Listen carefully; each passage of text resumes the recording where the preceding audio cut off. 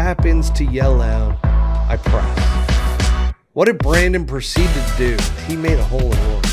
And that was a devastator. Welcome back, everybody, to Pull Hook Golf, the podcast. I'm your host, Matt Cook. Tonight it is a solo episode because our man Buttsy, our co-host, he is down for the count right now. Say some prayers for good old Buttsy, because he blew out his back pretty bad today, and he was really trying to make it to this show because there's some stories that I'm going to be sharing with all of you that he wishes he was the one that was sharing them, because there's a hole-in-one involved, there's some gambling involved, there's some great weather involved, some great golf involved, and so forth. So we will go over all of that tonight on tonight's episode. But yes, folks, we do have the 2024 Tour Championship recap that we got to get into.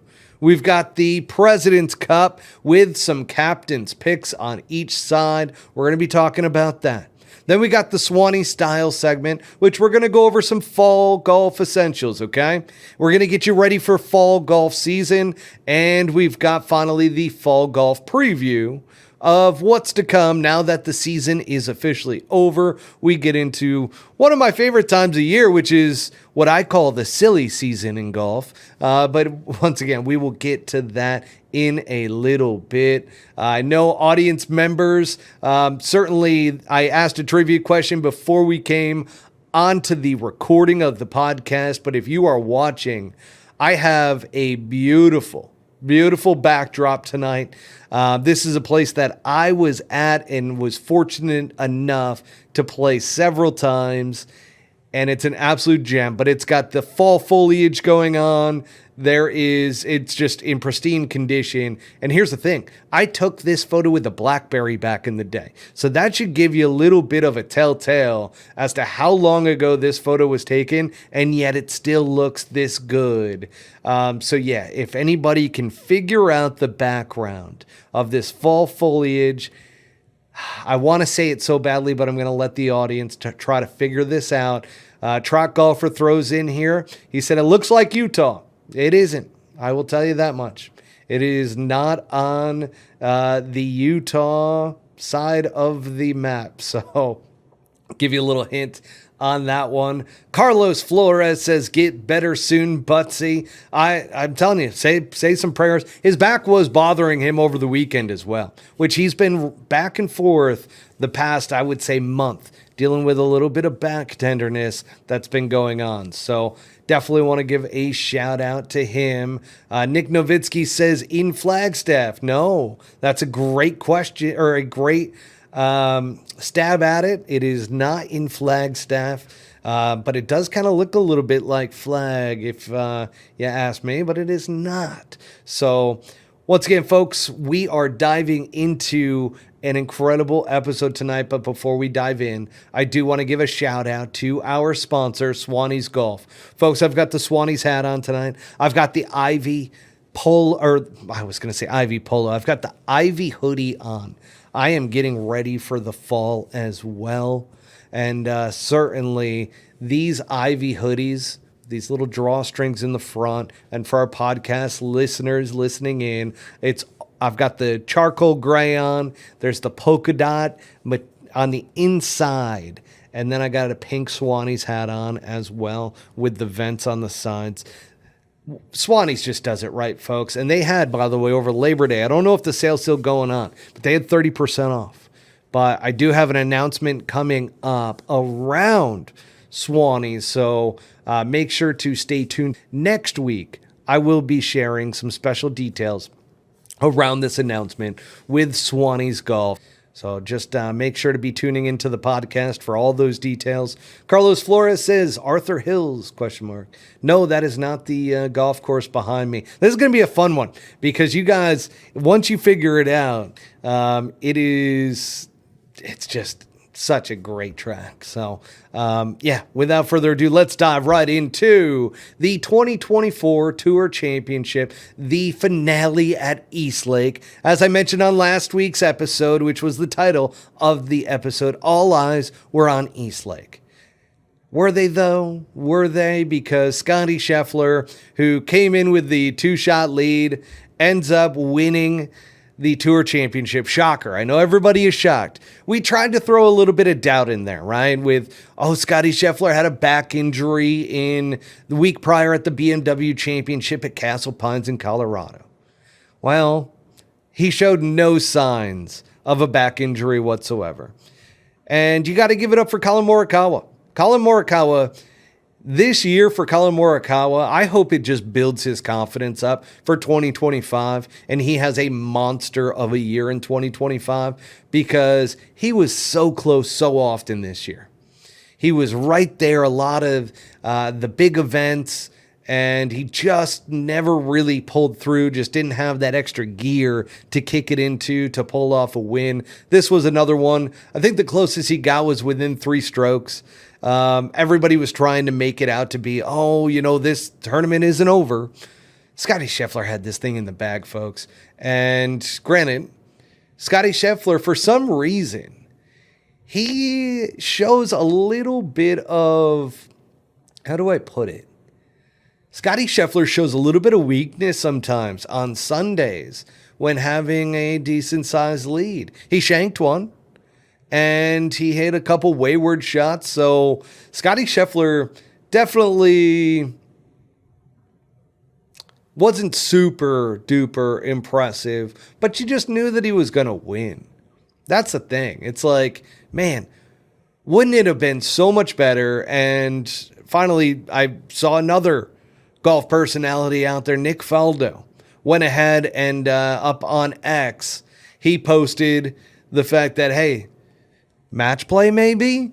So I hope that we get enough of an audience push towards match play for the FedEx Cup, because here's the thing. It was boring. And I'm not going to sugarcoat it. Like, it really was boring. There wasn't at one point over the entire stretch of the 4 days that I was watching that I'm going, I wonder if somebody else is going to win. It was always Scotty Scheffler. It was always going to be Scotty Scheffler. So kudos to those that played really well over the weekend. I mean, I saw one thing to where if it was just a straight up golf tournament, Collin Morikawa would have won by 2 over Scotty Scheffler. But Scotty played great. And Trot Golfer throws in a comment here around Scotty is just amazing. He played like the way he played all season. He doesn't F it up. That is correct. We got the Buttsy joining us via the YouTube chat room, folks. He says, I'm crippled, boys. Oh, we know, Buttsy. It's a tough one today for the Butts, man. And hopefully, we hope you get well soon. But hang in on the comments and chime in as necessary tonight. We'd love to have you stick around just to chime in here and there. But Wyndham Clark was my dark horse. He ended up finishing top 10. I mean, there was a bunch of guys, obviously. Sam Burns was pretty impressive over the course of the week. And I'm glad that for Trot Golfer, Wyndham is now in his heart. I love that for you, and I love that for Wyndham, and I love that for me because, Wyndham Clark, he's a special player out there. There were times where he struggled this year, and he lost his confidence for a while, but he really built it back up, and he showed a lot of heart and a lot of grit at the end of the year, especially from the Olympics on. Now, Dylan Vaudry brings up another good point. Sahith Theegala played really well, and let's talk about Sahith Theegala, because he was compared against Patrick Reed. Remember when Patrick Reed had the huge debacle in the bunker to where even the camera picked up the grains of sand being pushed back because his ball happened to be in a footprint and he was trying to make himself a little bit of a better lie. And even then he denied it, right? And that was a huge controversy. Patrick Reed, blah, blah, blah. Sahith Theegala did the exact opposite, okay? Sahith Theegala, due to the humidity and heat, he might have sat there and been like, wow, I think I just touched the sand. And even as we zoomed in with the $1 million cameras. Now a quick word from our sponsor. Swannies is here with a fresh take. Performance-based materials are a given these days. But if you're looking for the stretchiest and most lightweight pieces that deliver a look that says, I'm here for a good time, take a walk on the Swannies side.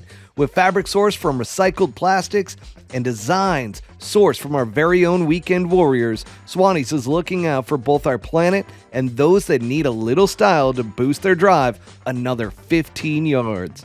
Premium looks from top to bottom at swannies.co.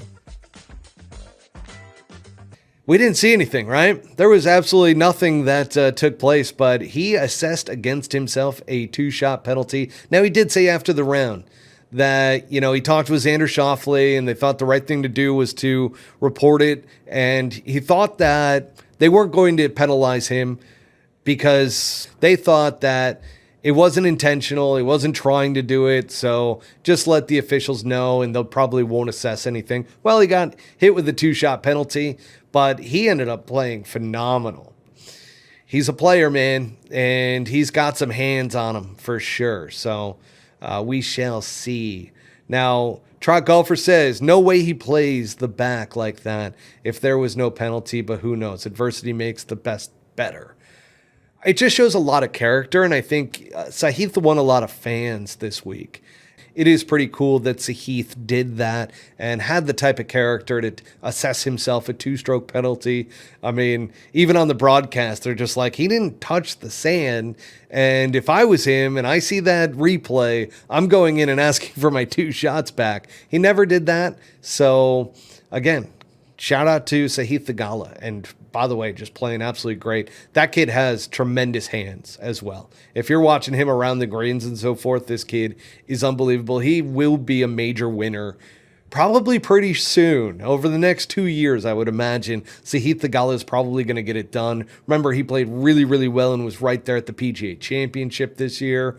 Just a great player overall. I mean, I'd love to just go down the leaderboard here, and why not? Let's absolutely do that right now. Here is the leaderboard. We're just going to run it down. So Scotty Scheffler finishes at 30 under. Colin Morikawa, 26 under. Sahith Theegala, 24 under.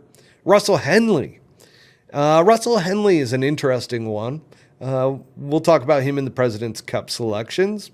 -19. Adam Scott played really well once again at -19. Xander Schauffele was a little bit of a disappointment. I felt like he was the one guy that could potentially give Scotty Scheffler a little bit of trouble. And if it came down to Sunday and Xander Schauffele's right there with Scotty, that he'd have a good chance. Sung J M finishes 7th, Wyndham Clark 8th, Rory McIlroy T9, and then he was T9 with Hideki Matsuyama and Shane Lowry. Now, Victor Hovland had a great week as well. I think he was one of the top 5 players if there were no additional strokes in there. Sam Burns is in there at 15 under. Taylor Pendrith. Justin Thomas has had a little bit of a late surge this year. Maybe some things to come. And I did find out a little bit of information around JT in particular, okay? JT, apparently when Bones was on the bag, and I had said it numerous times about Justin Thomas with Bones being on the bag. It just seemed like Bones would give him way too much information. And he treated him very much like Phil Mickelson and how he would give Phil every little detail. For JT, it just was too much.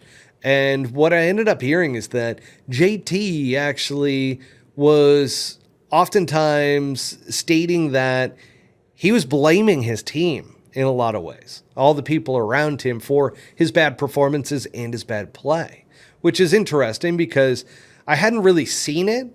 It was almost like I just kind of saw it from the outside in that, wow, things just necessarily don't really look like they're going well for JT. Obviously, his performance over the past couple of years hasn't been great. And there's been signs, though, of JT kind of finding it, so to speak. And that's where, Trot Golfer here would love to blame Grayson Clothing for that because he wears joggers. But I like joggers. I'm going to be honest with you, Trot. I like joggers. Swannies makes a great jogger as well.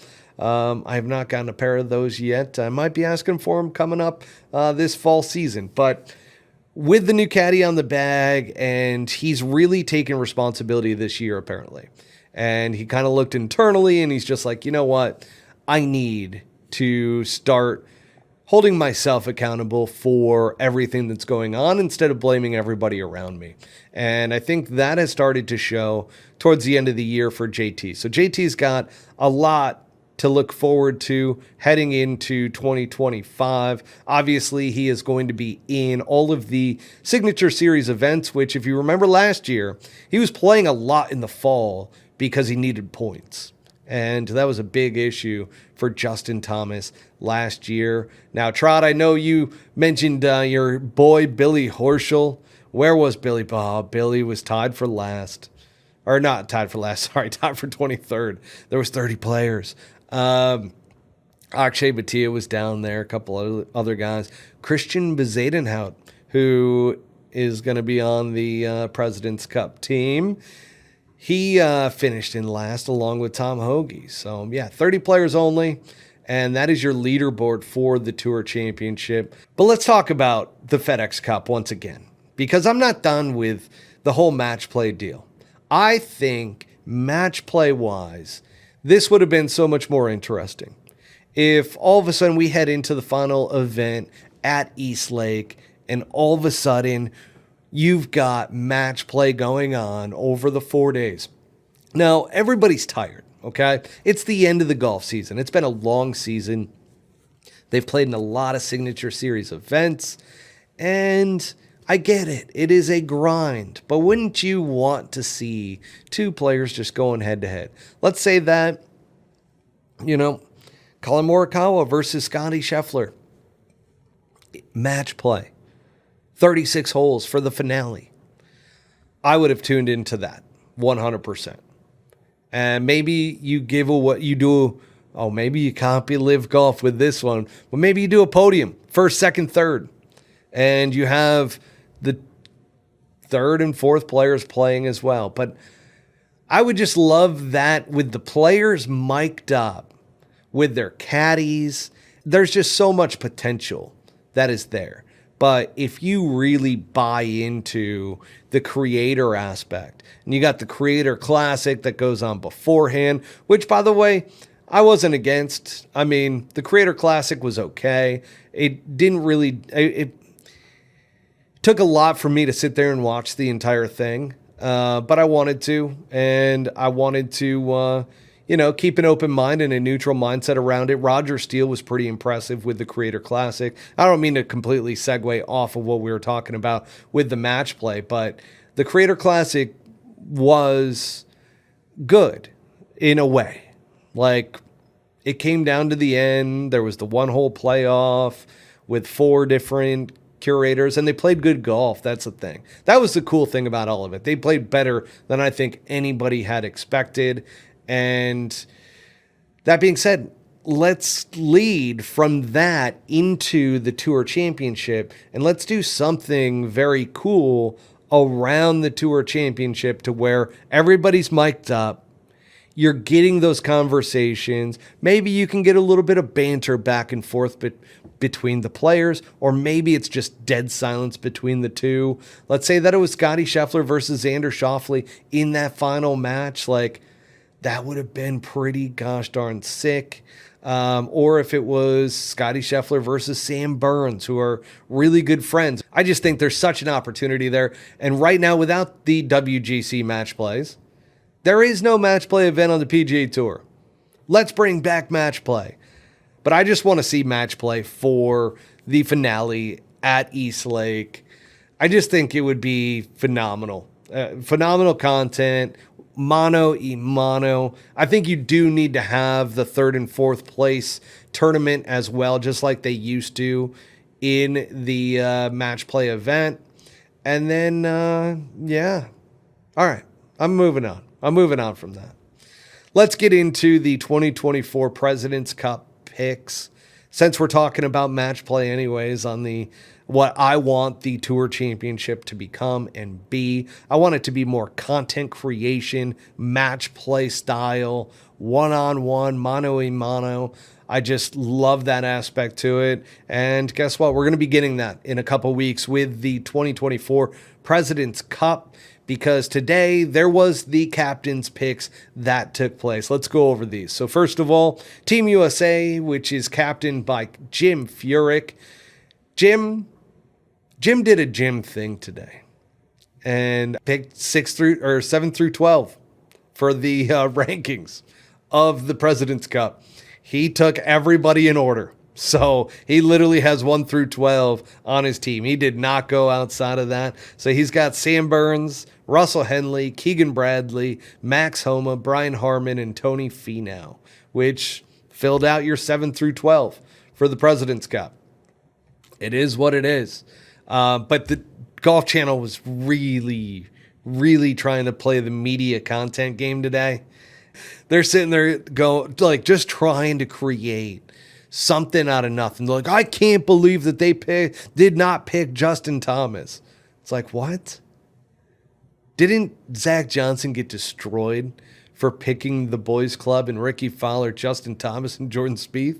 Like, what are you talking about? I just found that to be super interesting. And I'm like, how can you argue with the fact that these guys all lined up points-wise? There is nothing wrong, in my opinion, with just playing it down how they ended up in points for the President's Cup. That's why there's a point system for the President's Cup, folks. Like, if there was somebody that was glaring, then he certainly could have gone down that path. Now, Draw Golfer, you actually raise a pretty good point here. They didn't pick Bryson. So, interesting enough, this was not one of the topics on the Golf Channel around picking any of the Live Golf guys. Well, it never came up. That being said, those are your picks. Now, the omissions were Justin Thomas and Billy Horschel, which, Trot, I know Billy Horschel's your favorite golfer of all time. You could make an argument for Billy Horschel. Billy's had a strong finish to the year, but I don't even think Billy was that surprised by it all either. Like, he wanted to make the team. Jim Furyk's a good buddy of his. And no, this is not your Zach Johnson, Keegan Bradley moment for the President's Cup, okay? Now let's get into the international team with the picks by Mike Weir, okay? His picks were Corey Connors, Taylor Pendrith, Mackenzie Hughes. You've got, where are we here? Christian Bezuidenhout, Siwoo Kim, and Minwoo Lee. So Minwoo Lee, this is going to be his first President's Cup, which is going to be fun to see him in this kind of entertaining type of action. But that being said, there were a couple guys that were left off. I feel like the international team has more opportunity for drama, so to speak, because they left off Nick Taylor and Adam Hadwin. Nick Taylor is the last Canadian to have won the Canadian Open last year, and he happened to win the Waste Management Phoenix Open this year. Adam Hadwin, on the other hand, I can see Adam Hadwin not, but this President's Cup, it's happening in Canada, and you would probably expect that Mike Weir would have potentially taken one of those two guys to join his other Canadians in Mackenzie Hughes and Corey Connors and Taylor Pendrith. But yeah, I don't know, man. Nick Taylor, I could see him being a really good player on that team. Adam Hadwin, yeah, I can see him being on that team too. But you can't go, he chose Christian Bezuidenhout and Minwoo Lee, really, are the two in my mind that he picked over Nick Taylor and Adam Hadwin. And let's see here. Trot Golfer, I know you got some comments going on here. Let's see. Trot Golfer says, Nick Taylor should have been a pick for morale. Do you see the putt he made? I I totally get it. And by the way, like that would be the one pick that I'm like, why didn't Mike Weir pick Nick Taylor? Adam Hadwin, I could see. Hadwin can go ahead, and that's fine. Anti-Liv says that Hadwin's wife tweets too much, and that's why. She does. She does tweet a lot. She's a personality on Twitter, and she's kind of funny too. Like there's some funny shit that she comes up with. So I'm not going to hate on her, but it definitely, you know what's funny about you saying that is sometimes politics do come up, and those are things that get kind of pinpointed out that, hey, do you really want somebody whose wife is tweeting all the time to be a part of this and potentially tweeting against you and so forth? So those come up in these type of conversations when you make these picks. But Mike Weir, being the Canadian that he is, I would have thought he would have gone at least with Nick Taylor. If he went Adam Hadwin, it probably would have been too far. Would have been like, whoa, you are totally playing it up for the Canadian crowd, blah, blah, blah. But I think that's what he was trying to go against. He was trying to go against the narrative that he was just going to pick all Canadians because it's happening in Canada. He's the captain. He's Canadian. Now, Trot Golfer does ask a good question here, which I know this was a topic that No Laying Up got a little bit criticized for. So does anybody actually care about the President's Cup? I do. And like I said, No Laying Up talked about this. I didn't listen to their episode on it. I don't mind No Laying Up. Like, I feel like they've kind of gone a little bit commercial ever since becoming very attached to the PGA Tour. And then they kind of had their little shift to live golf for a second. And now they're kind of, but they've done their simulcasts and stuff. So it's been pretty cool to see a podcast being able to do those types of things. But that being said, they came out and they're like, nobody cares about the President's Cup. I like the President's Cup. And I'll say this. I like it because you get to see the international guys that you don't get to see in the Ryder Cup. You get to see some of the Koreans, right? You get to see a Siwoo Kim. You get to see a Tom Kim.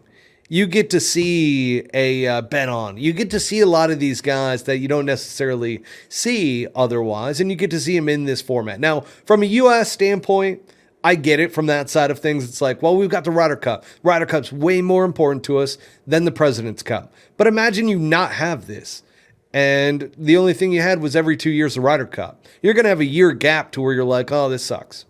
Fall golf. We don't have the President's Cup now. So this is part of the whole deal, and I enjoy it. Now, the U.S. dominates. I think the record is something like 11-1-1 or something along those lines. Something crazy. So it's fine from that respect. Like the U.S. dominates, and as a U.S. fan, I love that. But, you know, would it be better if it was a little bit more competitive? Yeah, and I will say this. I think this is the first year that the international team really has a chance. Really has a chance to pull off the upset over the U.S. team, partially because Jim Furyk took a little bit of the safety route with the just picking 1 through 12. Now, if we look at some of these guys in his picks, you know, Max Homa hasn't had a great season. Brian Harman has not finished well lately and has struggled. Tony Finau hasn't been the Tony Finau that we all know and love. Russell Henley's had a good year. Sam Burns has had a good year. Keegan Bradley obviously has come on, but has won 3 times this year. So you can't really complain against those guys. But there are some weaknesses there, which, again, I don't go against what Jim Furyk did with his picks. It's more so this is going to be a little bit interesting because, you know, you got a Corey Connors who plays really well up in Canada. He's got that nice little draw. Taylor Pendrith has been coming around. He obviously played in the Tour Championship, finished last or close to last. But that being said, he still was there. Mackenzie Hughes, solid player. Christian Bezuidenhout is actually a really good player that I'm curious to see moving forward a little bit more. Siwoo Kim and Minwoo Lee, but again, Minwoo Lee, Siwoo Kim, Tom Kim, like these guys are your characters. Those are the ones that can really kind of create an environment there, get people really behind them. And I just think that it's really cool to be able to see those guys play in this type of format. So I'm for the President's Cup. I love it. I get behind it. I love Team USA. I will say that some of the caddies, after they caddy for the international team, you can tell that they certainly pull for the international team over the U.S., even though they're from the U.S., because they kind of feel like they're the underdogs and there's a cool vibe to them because of that. But let's go over some of these guys that are on the team as a whole, right? So for the U.S. team, you got Scotty Scheffler, you got Xander Schauffele, you got Colin Morikawa, Wyndham Clark, Patrick Cantlay. U.S. is strong in those top six, in my opinion. They're very, very strong. Where the international team, that's where you're a little bit limited, in my opinion. Like Hideki Matsuyama, just depends on which Matsuyama we get that week. Sungjae Im is always going to be just very, very solid, but he runs into some nerve issues. Like he's a little nervy under pressure sometimes. Adam Scott is just pure gentleman. I'm just going to leave that at that. Adam Scott is going to be a guy who is going to play really well, in my opinion, at a President's Cup. He loves that type of environment. He's going to be great. Actually, let me pull this up for you guys. So the ones that are watching on the live, I'm going to be pulling up the President's Cup teams. Here we go. So we've got, once again, Hideki Matsuyama, Scottie Scheffler. I would take Scottie Scheffler all day in that one, obviously. Xander Schauffele I would take over Sungjae Im almost on a daily basis.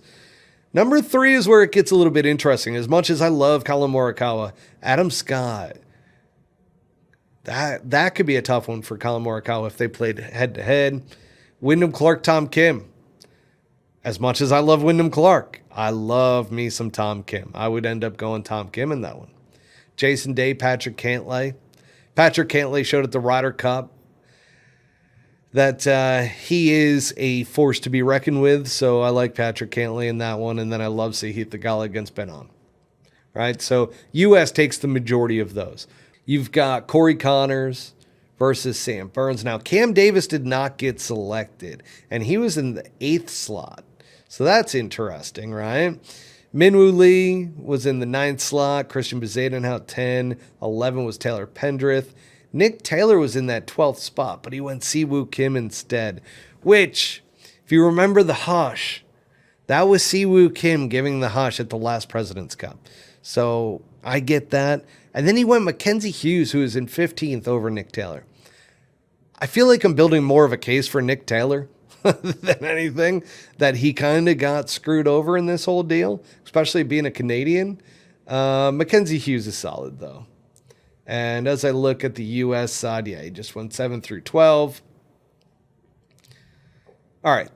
I tried to convince myself that the international side had a chance, and I'm probably saying that they don't. Just being honest here. I don't think they do. I really don't. All right, let's see. Trot Golfer here said that, how do you not pick the Canadian? I do wonder now. I didn't realize that Nick Taylor was 12th. That he was technically in the top 12. I figured he was outside of that, and it would have been a pick for Mike Weir to pick him and put him into there. But yeah, I don't know what the story is there, folks, so I'm not going to try to speculate. And yes, Trot, I am with you. As much as I like Brian Harman, he's not a good pick for this one. I'm with you there. He has struggled at the end of this year. His highlight was winning the Open Championship a year ago, and I just don't think that he has found that same form this year. He had a hell of a year. Let's actually get into a little bit of story time before we get into the Swannies style segment, okay? So a little bit of story time over the weekend, and I probably should have led with this, but I was I was feeling bad for good old Buttsy being injured and throwing out his back. He was complaining a little bit about it over the weekend, and it wasn't completely blown out, but it was definitely on the fritz, I would say. On the fritz, his back was, and sure enough, we were up in Payson, Arizona, playing Chaparral Pines, which is one of my favorite golf courses out here in Arizona. I will say that is one of my favorite golf courses to go play. Some people are going to say, it's a little gimmicky, some of the holes and stuff. That is a golf course that I could play every single day for the rest of my life, and I would be perfectly happy in doing so. There's strategy out there. You can't overpower the golf course. I just really enjoy that golf course. And we were out there playing a gentleman. His name was Brandon, and he knows who he is. Brandon, who may have some attachments to Chaparral Pines. Me and Buttsy, I will say that Buttsy played pretty well.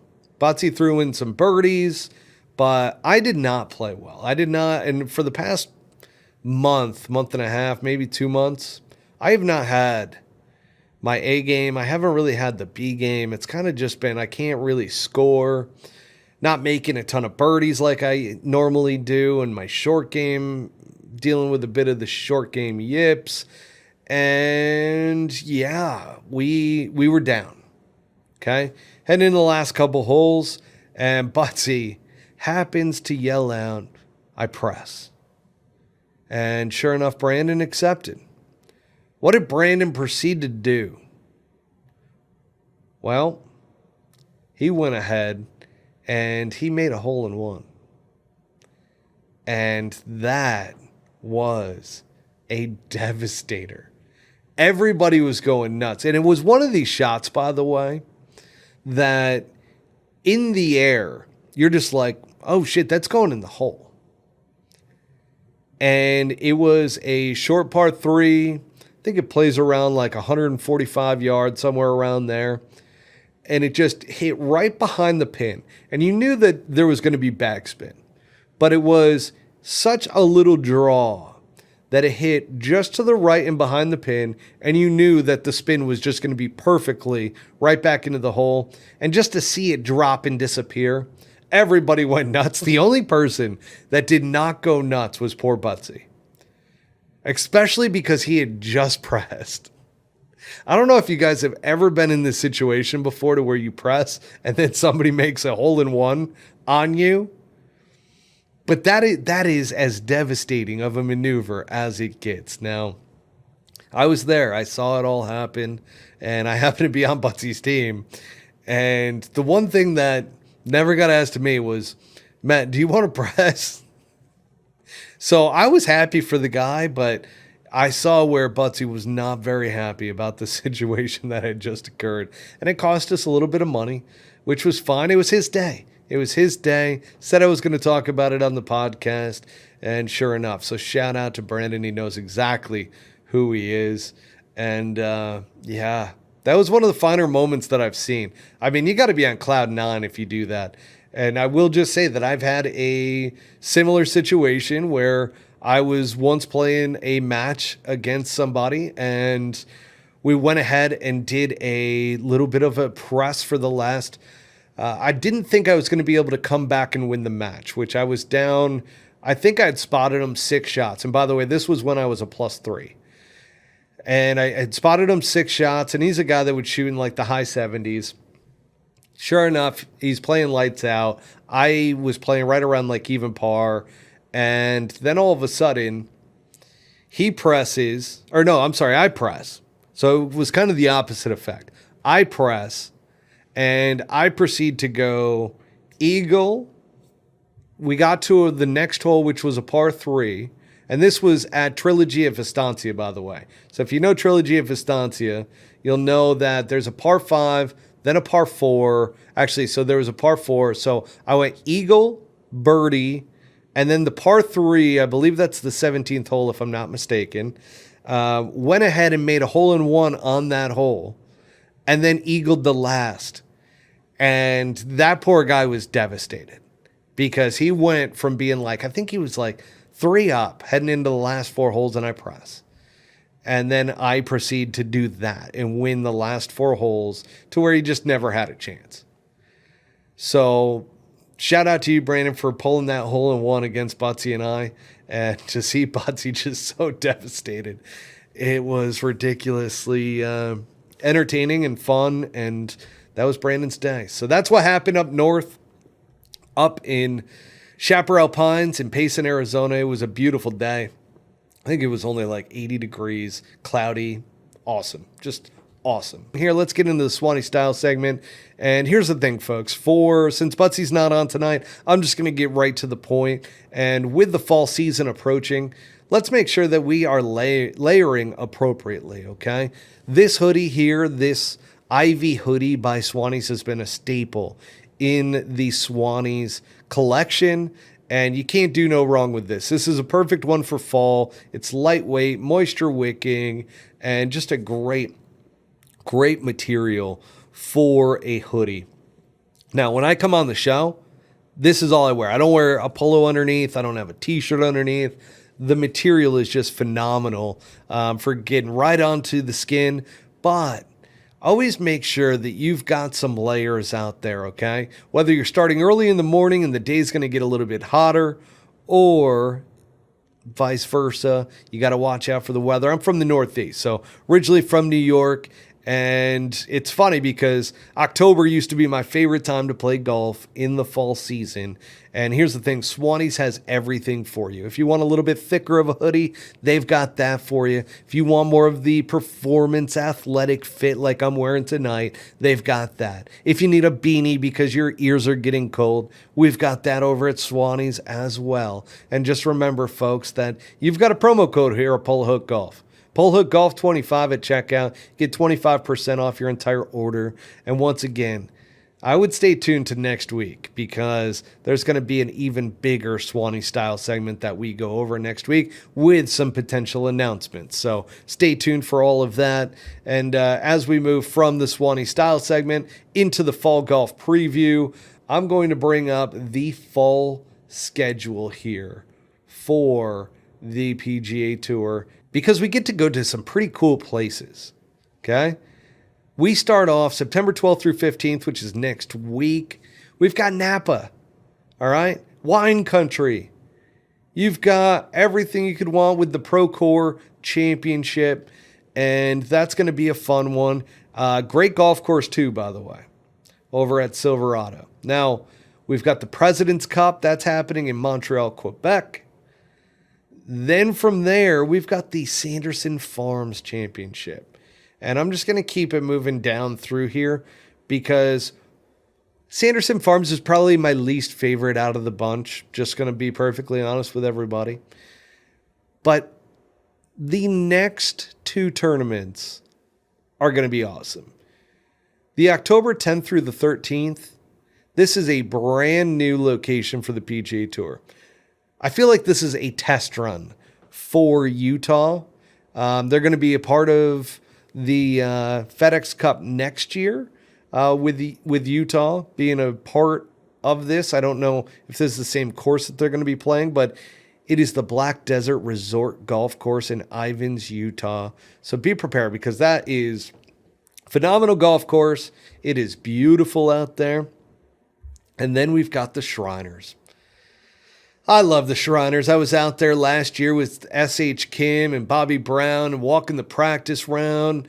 Got to see a bunch of people I knew out there, and it was just a great time. I might end up going back up there this year as well. We shall see to cover that. Tom Kim won that one, and Shriners is always a great one. And then we've got the Zozo Championship to kind of fill out the October side of things. And then in November, we go down to Diamante, which is Tiger's track at El Cardenal in Los Cabos. Maybe might take a trip down there. But then we've got the Butterfield Bermuda Championship. And then finally, the RSM Classic. Until the Hero World Challenge in December, the Grant Thornton Invitational, and then Q School as we sum it up. But man, this fall schedule, I like the fall season. I like the fall schedule. I like some of the courses we get to see. And then we're going to have some great stuff coming up, because the fall season, it isn't just going to be around analysis and recaps and stuff like that, but we also are going to have interviews once again. So like I mentioned, got an interview that's coming up next week with Parker McLaughlin that is going to be put out. There's another interview that I recently did that's going to be released with Ted Simons, who has worked with Jack Nicklaus, with all the Jack Nicklaus academies, and set all of those up. So just some great content that's going to be coming. There's some more interviews that are going to be coming as well. So stay tuned for all of those. And then we've also got Live Golf, which is going to be next week in Chicago. And then we've got the team championship that's going to happen the week after in Dallas. We've got those two for Live Golf. Got some great stuff coming. And that's, let's see, Trot Golfer, he said, is this where Jeff Overton gets in half of these?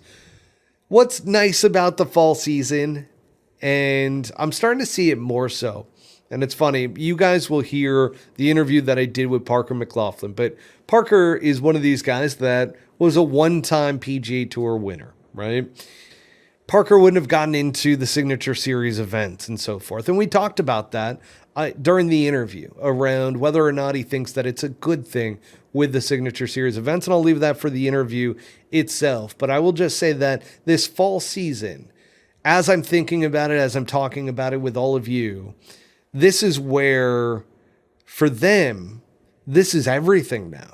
And this is their season, so to speak, to try to win a couple golf tournaments. So if I was somebody that was, had some status on the PGA Tour, that this would be the season that I would be looking for. And now that the Signature Series events are a part of the Tour Championship and the final two events, and as long as you're in the top 50, going to the BMW Championship, you now have the Signature Series events. Because last year, a lot of guys like Justin Thomas, some of the guys that were trying to gain some more points, were playing in a lot of these fall series events. So taking necessarily a spot away from somebody who wanted to play in these events and try to keep their PGA Tour card and so forth. So it's going to be interesting to see. I think the fall season could end up being kind of the future, right? These are the guys that are up and coming, but that is one way that they could brand this rather than just calling it the fall series, is to say that this is the futures, that these are the guys that are next, that are coming up on to the PGA Tour, get some more Korn Ferry guys, some status in these events. Korn Ferry's had an entire season, so why not help some of these guys that have had a good season on the Korn Ferry Tour get into some of these events for the fall series? Could be interesting. So again, I think that's going to be a fun part of the schedule. And granted, we've got football, we've got a lot of stuff going on, but this was always my favorite time of year when it came to golf. I loved golfing in the fall season. I love the foliage, as you can see behind me. And this golf course is Wade Hampton Golf Club in Cashiers, North Carolina. It is in the top 100 list. Normally it sits within the top 20 of golf courses in the top 100 list in the United States. This place is unreal.